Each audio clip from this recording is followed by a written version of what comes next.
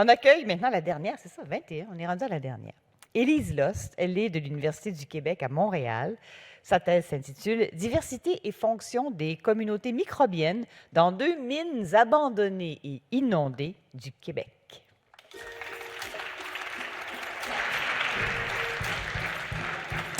Bonsoir. 40 ans, c'est le nombre d'années vécues par des microbes dans une mine avant que leur vie soit bouleversée.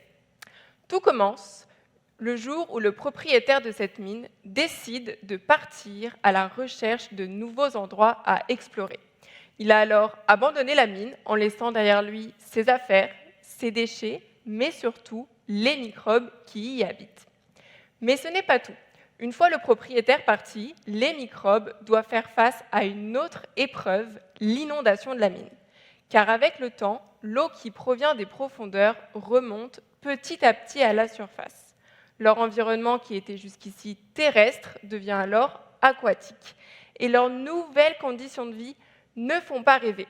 Car plus on s'enfonce dans la mine, plus il fait froid. Moins il y a d'oxygène, moins il y a de nourriture, moins il y a de lumière et des métaux peuvent être présents.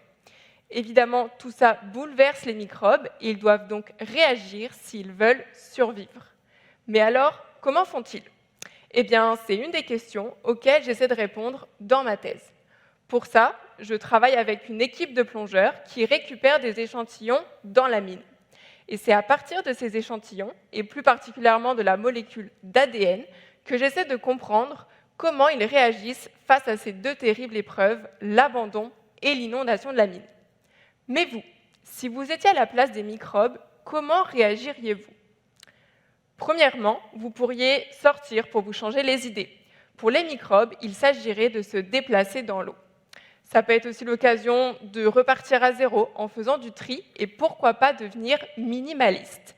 Eh bien, certaines bactéries sont capables de se débarrasser d'éléments superflus dans leurs cellules pour ne garder que l'essentiel. Ils vont alors réduire leur taille, ce qui va leur permettre d'économiser de l'énergie, ce qui est très utile lorsqu'ils manquent de nourriture.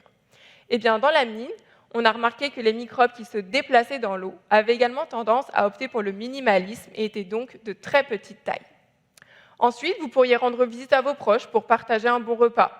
Dans la mine, c'est ce que font certains microbes, notamment des petits champignons, qui vont produire de la nourriture qu'ils vont partager avec d'autres microbes avec qui ils cohabitent sur les roches dans la mine.